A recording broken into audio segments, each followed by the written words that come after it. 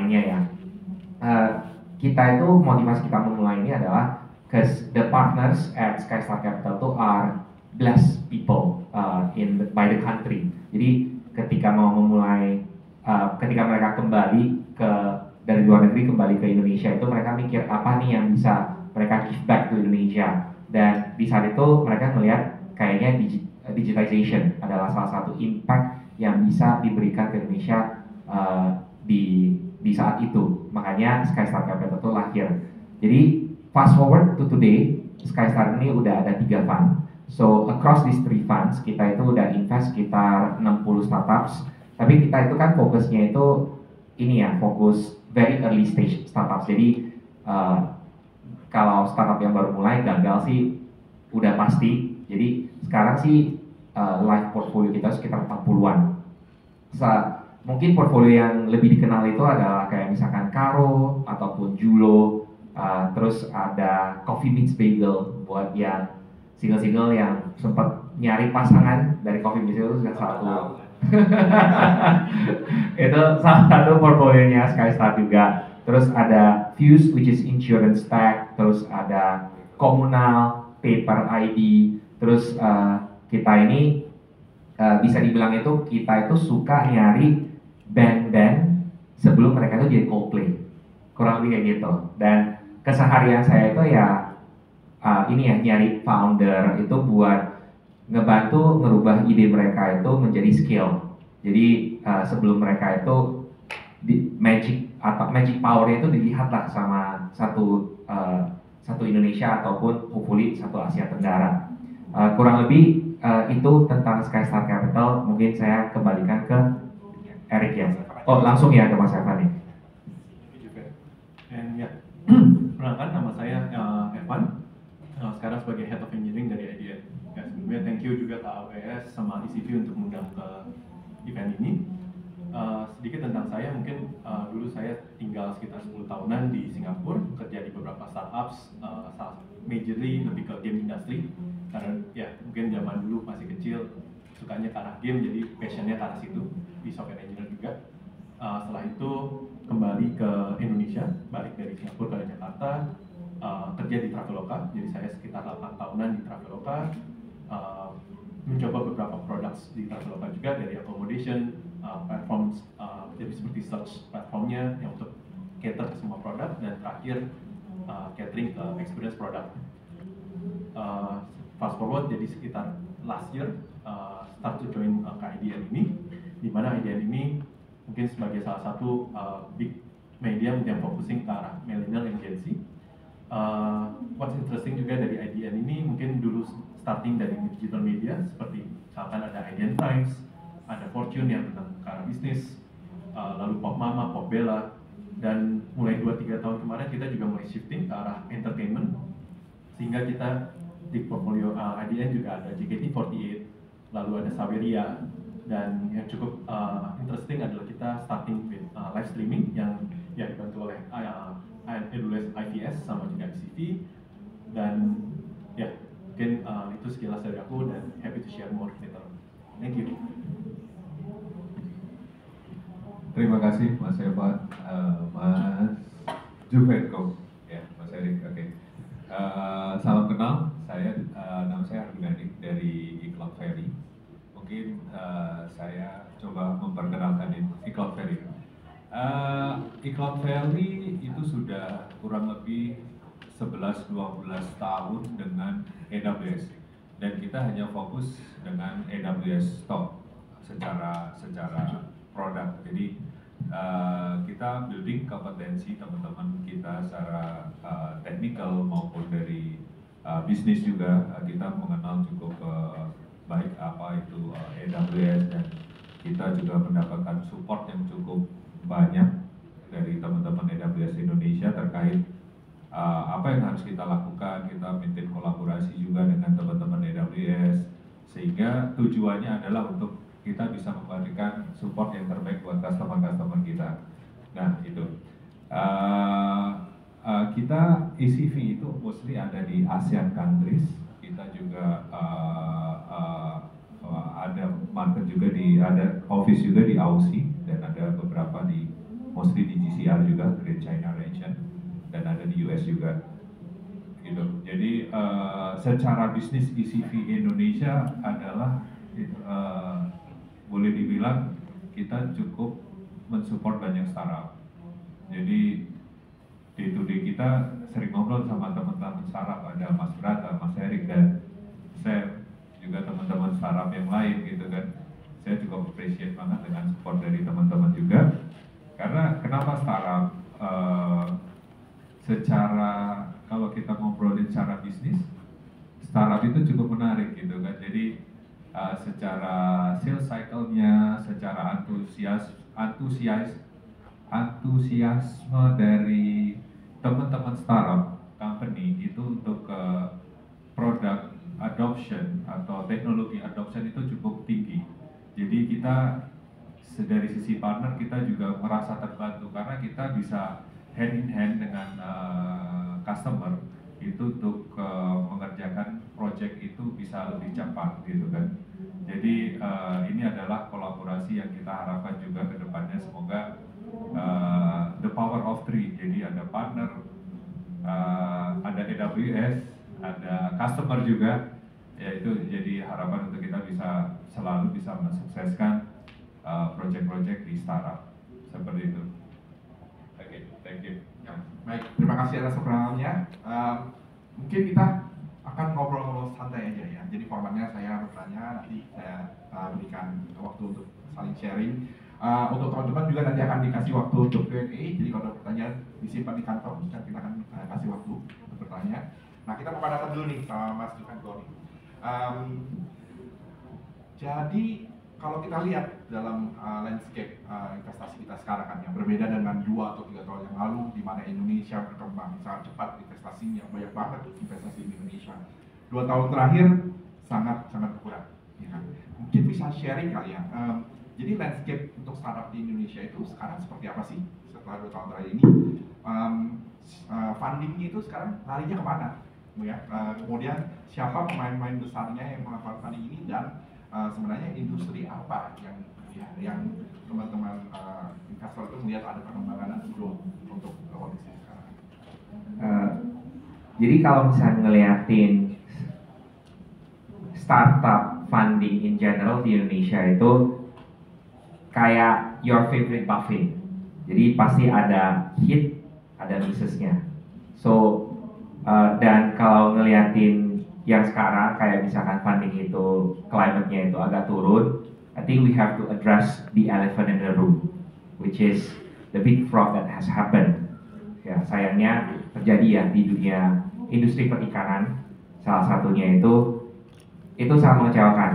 Dan kita sekarang itu di sisi investor itu kita itu juga ngobrol sama banyak startup founder kita, teman-teman semuanya itu we are trying to safeguard the industry.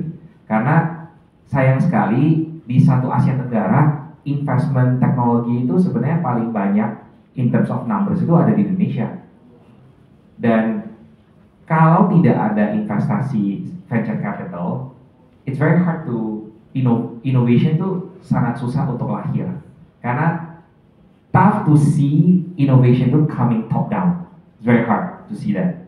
Typically itu inovasi itu mulainya pasti bottom up. Nah, jadi dari kita itu sekarang semuanya itu planning to safeguard the industry. Nah, having said that, kita itu selalu ngomong sih ke teman-teman investor ataupun teman-teman yang ingin melakukan startupnya sendiri. We told them that venture capital itu is a risky investment. Dan kalau ngeliatin venture capital industry di US itu kan udah very mature ya. Itu juga happening. Theranos salah satunya terjadi ya. Jadi FTX ya, Sam Bankman-Fried itu juga sort of like fraud cases yang happening, dan itu adalah skalanya jauh lebih besar dibanding Indonesia. Nah, yang kedua itu adalah sekarang fundingnya itu datang dari mana sih? Skystar Capital untungnya itu fortunately sampai sekarang masih aktif. So we invested 7 investments last year. So this year we're planning to do another 5. Jadi kita itu masih aktif investing. pastinya the bigger plays itu ada di teman-teman kayak East Ventures, Alpha GWC, ACV, you name it, dan juga nggak sedikit ketemu teman-teman dari China, dari teman-teman global fund yang ada di Singapura itu juga lagi ngeliat Indonesia sih. Jadi walaupun emang funding climate-nya itu agak turun, tapi investment itu masih aktif terjadi. Ya harapannya sih ya pastinya ada dukungan dari pemerintah untuk bikin infrastruktur ataupun policy regulatory yang lebih baik lah. Nah kalau in terms of the industry yang kita ngeliatin ya, itu lo masih bisa ngeliatin lah funding itu jatuhnya itu pastinya kurang lebih ranahnya fintech, itu masih banyak. Fintech you just think of like lending, neobanks, those sorts, itu ada payment, itu semuanya di sana. Terus agritech di Indonesia juga masih hot, supply chain juga masih hot, dan there's actually a new kids on the block which is AI. So AI itu juga salah satu yang dilihatin banget sama investor. Dan last but not least yang kita ngeliat itu juga ESG atau sustainability. Jadi all this impact investing yang kita bisa lakukan to make the world better, itu kita juga ngeliatin sih. So for the better future of tomorrow. Makasih Mas Jufenko. Ya jadi teman-teman masih bisa lihat ya, harapan untuk startup itu masih terus berkembang depannya. Jadi kita masih bisa lihat banyak investment ke depannya, dan ini yang kita butuh bantuan dari coverage semua teman-teman partner untuk bisa bantu kita identify dan kerjasama untuk kembali startup ke depannya. Ya kalau misalkan ketemu teman-teman startup yang nyari funding, we're definitely happy to process them. That's how we work. We work together. Oke, makasih Mas. Nah, mungkin saya lanjut ke Mas Evan. Nah, Mas Evan, boleh nggak share journey beberapa tahun terakhir bekerja di startup gitu ya? Apa sih yang menjadi biggest learning dan juga growth ketika bekerja di startup yang berbeda nih dari pekerjaan lainnya yang mungkin lebih tradisional? Mungkin kalau di startup bedanya lebih ke arah pace-nya ya, karena benar-benar kita harus bisa identify new segments atau new ideas and then test it very rapidly. Jadi kayak untuk ngecek apakah idea ini actually is it going to fit to the market, and then test it out, have a mini POC, and then maybe quick release, and then start scaling it up with the product. And I think kalau dari idea sendiri juga kita mungkin recently yang quite interesting adalah tadi type streaming yang juga dibantu sama AWS sama ECV. Kita coba untuk ekspansi, kita cobain mungkin dengan misalkan kalau kemarin kita cobakan dengan UGC dari customer, ternyata itu cukup ada tapi secara bisnis not really making sense, ya kita coba untuk di shift juga, kita fokuskan ke arah misalkan sekarang ke arah idol, ke arah beauty. Jadi all this mencoba untuk mencari tahu, dan data-data yang ada itu something yang perlu sangat dilakukan, dan yang recently juga kita lakukan misalnya dengan microdrama. Itu juga kita coba lakukan vertical microdrama di IDN di beberapa bulan terakhir ini. Dan faktor yang menjadi mendukung untuk ini semua mungkin lebih ke ada partnership atau collaboration, misalkan tadi dengan live streaming atau bahkan microdrama, kita bisa leverage lah dari apa yang sudah ada di AWS dengan ITS misalkan, ya kita sudah langsung integrate dalam, atau bahkan kemarin yang aku ingat banget tentang microdrama, all the technology is actually already there. Jadi kita cuma perlu sekitar 1-2 bulan untuk quick ideation and then test it out to the market. Jadi speed is of essence basically. Terima kasih atasnya. Mungkin kalau bisa menjadi perbandingan, dibandingkan dengan perusahaan yang tradisional ya. Kalau tadi dengar kalau misalkan di microdrama 2 bulan udah market, dibandingkan dengan perusahaan tradisional, seberapa jauh sih journey-nya dari idea to implementation? Mungkin agak susah bilangnya karena majorly aku kerjanya di startup, tapi mungkin dulu pernah di JP Morgan itu one ideas itu mungkin ideasnya aja tuh bisa 6 bulan. Jadi karena benar-benar mungkin kalau banking itu benar-benar harus semua idenya harus dites lagi, ini make benar nggak ya, kita teknologinya pakai apa, harus dites lagi, itu bisa 6 bulan baru idea, sampai rilis mungkin 1-2 tahun. Sehingga memang speed itu berbeda sekali ya dari yang terutama mungkin itu another extreme yang banking dengan regulation semuanya dibandingkan dengan startups yang speed is just matters untuk tentang nanti idenya kita ubah-ubah lagi, sehingga speed, data, and then leveraging all the partners untuk ya supaya kita bisa move quickly and focus on what actually important. Jadi cobain yang cepat, failnya juga cepat, tapi kalau berhasil scale-nya juga cepat ya. Ya. Benar. Oke, thank you Mas Evan. Mungkin kita lanjut ke pertanyaan selanjutnya. Ini untuk semuanya, tapi mungkin kita ke Mas Igun dulu. Jadi Mas Igun, apa sih yang teman-teman partner, terutama di CV lihat nih ya, sebuah startup kalau mau melakukan scaling, itu apa yang mereka butuhkan ya, untuk bisa mendapatkan speed yang dibutuhkan untuk bisa scale dengan cepat. Ya. Oke, thank you Mas Erik. Kebetulan di CV itu kita sudah bekerja sama dengan startup itu di Northeast Asia itu mostly kita bekerja dengan startup. Jadi kita tahu gimana typically startup ini melakukan apa ya untuk product development dari ideation sampai scaling untuk prove the product into the fit to the market actually. So kita coba bantu untuk gimana ya biar produk ini tidak hanya bertahan hanya saat itu aja atau saat booming, tapi kita coba untuk memberikan support gimana produk itu bisa compete dengan another competitor, startup competitor. So jadi untuk saat ini kebanyakan startup juga nggak hanya mendevelop produk yang hanya bagus, cuman mereka harus memikirkan dari sisi security-nya juga dan reliability juga cost efficiency. Nah, tiga hal itu yang menjadi concern saat ini karena banyak sekali hal yang terjadi yang di luar apa ya kontrol kita gitu kan. Jadi untuk scaling yang dibutuhkan company untuk saat ini mungkin kita coba breakdown jadi 3 gitu ya. Kita ada operation maturity gitu kan, dimana kita coba membantu startup itu untuk speed up tetap di sana, untuk speednya tetap di sana gitu kan. Cuman kita coba kebetulan di AWS Marketplace juga ada beberapa tools yang bisa digunakan itu untuk salah satunya untuk DevOps gitu kan, ada beberapa low code yang bisa dibutuhkan yang bisa dipakai di situ. Mungkin salah satunya mungkin kayak GitHub, GitLab gitu ya. Terus ada monitoring tools yang sekarang lagi booming APM gitu kan, ada Datadog gitu kan. Mungkin ada yang Dynatrace, mungkin ada juga yang lainnya untuk security-nya juga. Oke. Yang kedua adalah terkait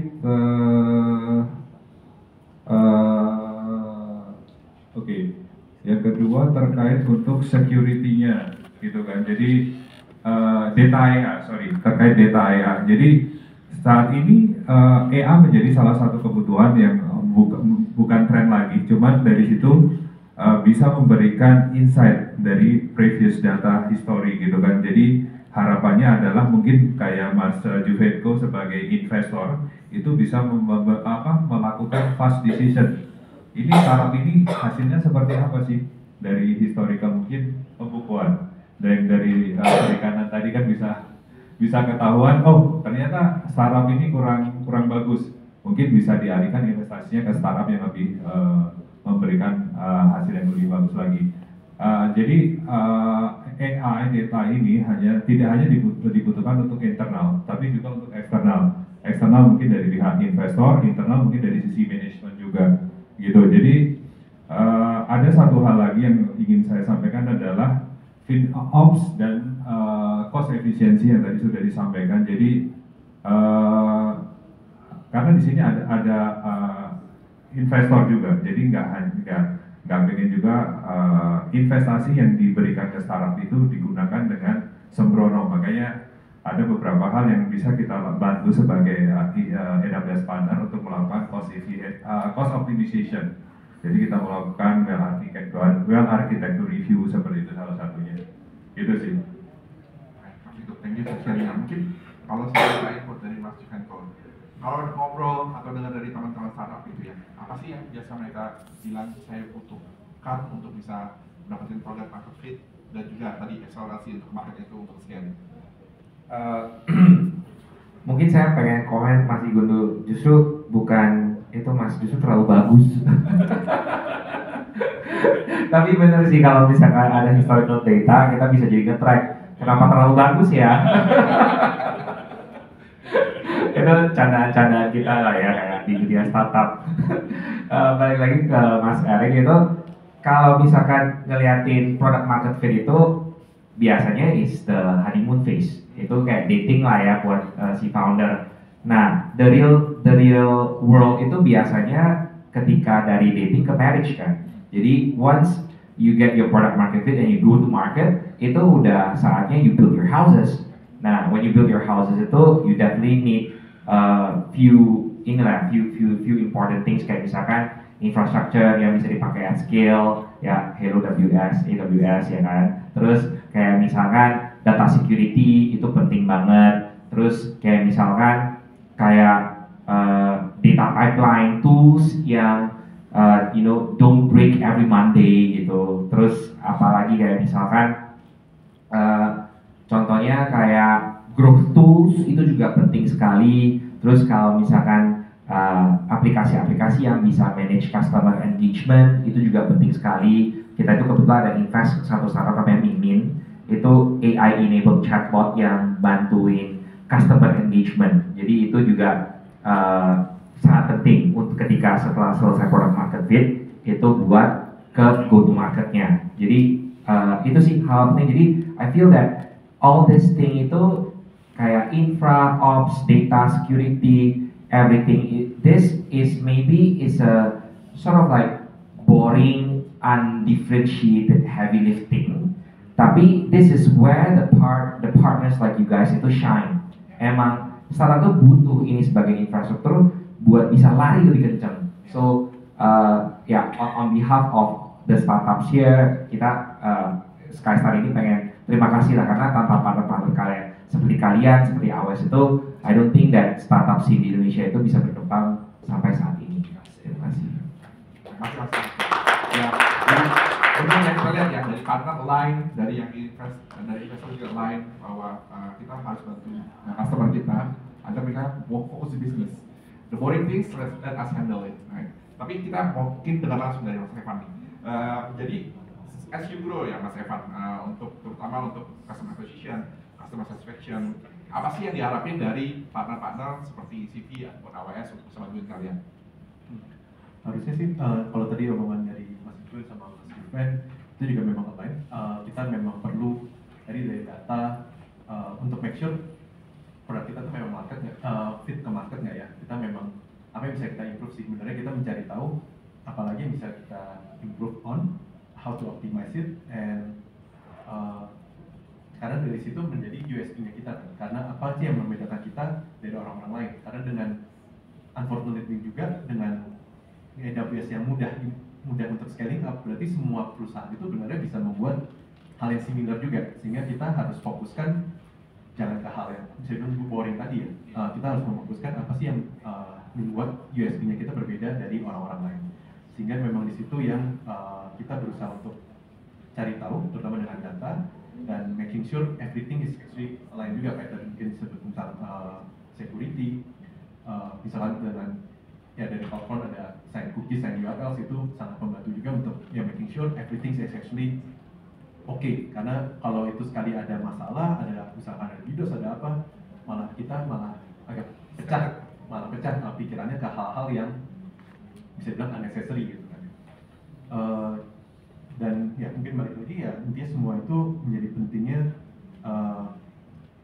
mencari USP-nya ke marketing kita atau ke kontennya kita, customer ini kita mencari mendapatkan dari mana, menjadi itu menjadi sangat penting. Dan apalagi yang penting dari biasanya kita mintakan juga misalkan kita ada suatu ide baru, apakah dari CV atau bahkan dari AWS bisa mencari nggak sih partner atau another collaboration yang kita bisa leverage, kayak misalkan ada new technology atau new questions dari kita, sehingga itu biasanya malah diperkenalkannya dari partner-partner ini lagi di orang teman-temannya lagi, tambahannya lagi, sehingga kita menjadi makin luas lah network kita.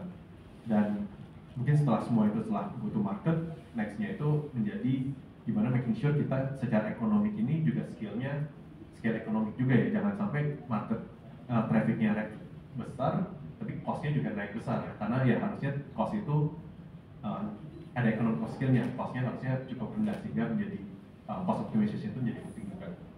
Ya, terima kasih Mas Irfan. Ya, oke, mungkin pertanyaan selanjutnya kita kembali ke Mas Igun nih. Mas Igun, apa sih yang biasa, kan udah banyak ketemu ya startup lain ya, banyak bantu startup. Apa sih yang biasa diminta dari startup ya untuk dibantu oleh teman-teman partner, yang menjadi latest trend juga apa dari mereka, sehingga itulah yang dan apa yang dikembangkan oleh CV untuk bisa membantu teman-teman startup ini. Baik, thank you Mas Erik. Jadi kita memang ada beberapa customer startup gitu kan yang ongoing bareng-bareng. Jadi kita coba review nih apa sih yang terjadi saat ini atau tren yang terjadi di customer kita. Jadi intinya teman-teman startup ini juga pengen berlomba-lomba membuat satu produk yang yang berbeda dengan yang lain. Dan itu ada timeline yang sudah ditentukan gitu kan. Jadi mereka berlomba-lomba untuk bisa launching satu produk yang dimana produk itu cukup bagus gitu kan. Jadi dari sini kita coba untuk leverage AWS capability atau kompetensi di sini dengan menggunakan Gen AI gitu kan. Salah satunya yang kita coba untuk tawarkan gitu. Jadi teman-teman bisa leverage produk tersebut, dan dengan tentunya kan tiap company ini unik kan, semua startup punya line bisnis masing-masing, jadi secara outputnya pasti akan berbeda juga gitu kan harapannya. Dan yang kita coba untuk support adalah ke teman-teman startup ini atau ke customer kita, itu adalah untuk product enablement yang kita coba sampaikan ke mereka, dan mereka juga bisa ekspor produk tersebut gitu kan. Dan untuk produk secara Gen AI itu ada beberapa yang bisa di leverage gitu kan. Dan kita juga kadang kita juga melakukan kolaborasi dengan teman-teman yang sudah advance gitu kan ya, karena kita ingin bringing the best solution atau fit solution untuk customer kita gitu. Itu sih Mas. Jadi banyak hal yang bisa diekspor, dan kita banyak produk juga yang bisa diekspor dari AWS untuk kita bisa membantu startup di Indonesia. Gitu sih. Terima kasih Mas Igun. Oke, baik. Satu pertanyaan terakhir dari saya, Mas Jufenko. Jadi sebagai seorang investor ya, apa sih sebenarnya yang teman-teman investor harapkan dari teknologi dan produk perspektif yang wajib ada dalam produknya, dan ini didapatkan dari investment yang teman-teman investor lakukan? Mungkin ada 3 hal kali ya. Jadi biasanya di dunia startup itu ada idiom yang namanya itu no drama tech karma. Ini biasanya artinya apa? Biasanya kurang lebih ada 3 hal. Produknya itu pastinya harus work ya. Jadi 3 hal ini adalah secure. Secure itu udah pasti. Jadi kemarin tuh aku main nih sama ponakan cewek aku yang kecil. Menurut aku secure-nya tuh udah harus kayak dia bikin password email dia panjang banget, terus sophisticated, unbreakable. Kalau nggak dikasih tahu nggak akan tahu lah. Itu entah apa, angelnya ada 4, terus N, G, terus E-nya 3 gitu. Iya kayak apa gitu, itu kayak ribet banget. Itu menurut gua ya kayak gitu, harus kayak gitu, harus secure seperti itu. Yang kedua itu adalah definitely cost conscious. Cost conscious itu bukan berarti itu harus semuanya itu murah, tapi understand how to be smart in terms of expanding your cost. Understand when you need to use a Honda, understand when you need to use a BYD. Kalau Honda itu ketika you have to